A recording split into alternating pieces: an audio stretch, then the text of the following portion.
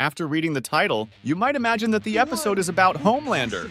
But no, our episode is about a real person who stayed alive despite participating in all the wars of his time. He even survived a gunshot to the head without it killing him. Today, we will experience the story of Adrian Carton de Wyatt.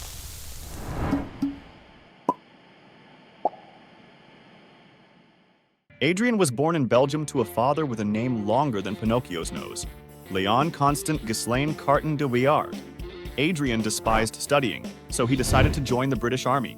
However, being from Belgium, he had to forge his identity to escape accountability. His first battle was in Africa, precisely during the Boer War, a conflict between the Boers and the English. Upon entering the battlefield, he was shot in the upper thigh and abdomen. Adrian recovered from his injuries, and not long after, he was sent to Somalia to participate in the ongoing battles. There, he was wounded in one of his ears and his left eye. He quickly went to a local hospital for treatment, returned to the battlefield, and was shot in the left eye again. This time, he was sent back to Belgium for treatment and recovery. Feeling a sense of boredom, he decided to join the French front, which was in the midst of war at that time. Oh shit, here we go again.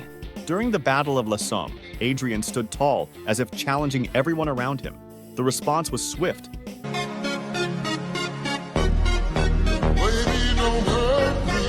In the form of a bullet that struck his head. However, the medical team quickly intervened, astonished to find that the bullet had passed through his skull and exited the other side without causing any noteworthy damage. If Adrian's story were turned into a movie, I'd personally watch it, with the condition that it doesn't carry an Indian cinematic style. After spending 3 weeks in treatment, he joined the Battle of Passchendaele in Belgium, where he suffered a severe injury to his hip. However, this didn't deter him from participating in the Battle of Caporetto, where he was wounded in the leg.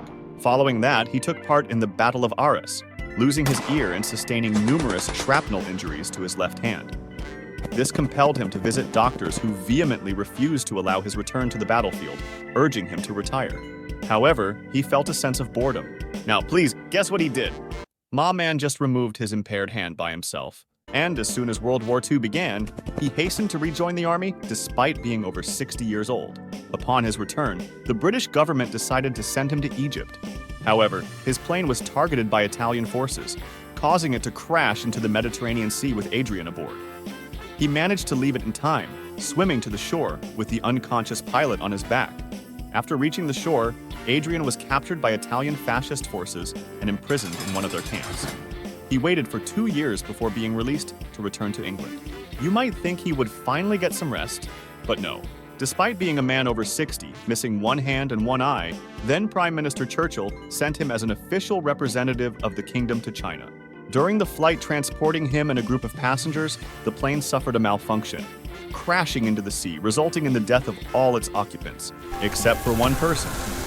Someone you are surely familiar with. However, after this incident, Adrian finally decided to retire from the army after losing a hand, his sanity, an ear, and sustaining injuries to his thigh, abdomen, head, and waist, among other parts of his body. He passed away naturally at the age of 83, leaving in his memoirs the distinctive statement, "Honestly, I loved war. I would like to extend an apology to Bollywood. We have unjustly overlooked you, and your extravagance pales in comparison to the epic story of the legend, Adrian." Like and subscribe for more content. Thanks for watching.